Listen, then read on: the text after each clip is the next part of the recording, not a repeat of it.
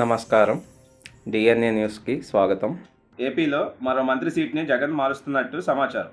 ఇప్పటికే గుడివాడ అమర్నాథ్ని గాల్లో పెట్టారు. గుమ్మనూరు జయరాంని పొమ్మనలేక పొగబెట్టారు. ఇప్పుడు ఆ వంతు అంబటి రాంబాబుకి వచ్చింది. ఈసారి ఆయనకు సత్తెనపల్లి టికెట్ లేదని తెలుస్తుంది. ఆయన తప్పించి సోదరుడు అంబటి మురళికి జగన్ టికెట్ కేటాయించారు.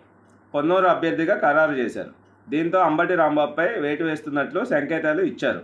ఈ చర్యలతో అంబటి సైలెంట్ అయినట్లు తెలుస్తుంది. వైసీపీలో అంబటి మురళి కొనసాగుతున్నారు, కానీ ఆశావాహుడు మాత్రం కాదు. అయినా సరే ఆయనకి పొన్నూరు టికెట్ను జగన్ కట్టబెట్టారు. ఈసారి సత్తెనపల్లిలో అంబటి రాంబాబు వెనకబడినట్లు జగన్ గుర్తించారు. పైగా అక్కడ రాంబాబు వ్యతిరేక వర్గం స్ట్రాంగ్గా ఉంది. ఈసారి పోటీ చేసినా ఓటమి ఖాయమని తేలుతుంది.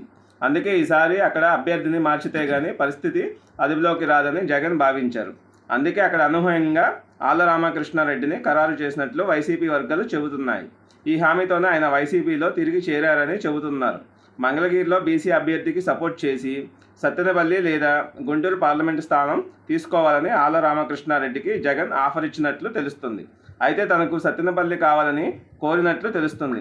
దీంతో అంబటి సోదరుడు మురళిని పొన్నూరుకి పంపించి ఇక్కడ రామకృష్ణారెడ్డికి ఖరారు చేశారు. అయితే సత్తెనపల్లి టికెట్ తనదేనని అంబటి రాంబాబు భావిస్తున్నారు. అప్పుడే ప్రచారం సైతం మొదలుపెట్టారు. విన్యాసాలు సైతం ప్రారంభించారు. టీ పెట్టడం, నలుగురితో టీ తాగడం, దోశలు వేయడం వంటి వాటితో బిజీగా ఉన్నారు. కానీ జగన్ స్కెచ్ మరోలా ఉంది. తమ్ముడిని లైన్లో పెట్టి అన్నను బదాయిగా పక్కదోవ పట్టించారు. ఇప్పుడు అంబటి పరిస్థితి కక్కలేక మింగలేక అన్నట్లు ఉంది. పార్టీ విశాల ప్రయోజనాలు అన్న మాట తప్ప మరొకటి వినిపించడం లేదు. అధినేత నిర్ణయానికి కట్టుబడి ఉంటాను అన్న మాటే ఇప్పుడు అంబటి నోట వినిపిస్తుందని పార్టీ వర్గాలు చెబుతున్నాయి. అయితే అంతకు మించి అంబటికి ఆప్షన్ లేదని విశ్లేషకులు సైతం అభిప్రాయపడ్డారు. అయితే ఇప్పుడు ప్రతిపక్ష పార్టీలైన చంద్రబాబు, లోకేష్, పవన్ కళ్యాణ్పై విరుచుకుపడే అంబటి రాంబాబుని పక్కకు తప్పించడమే జగన్మోహన్ రెడ్డి నిర్ణయమా అనేది అంతు చిక్కడం లేదు.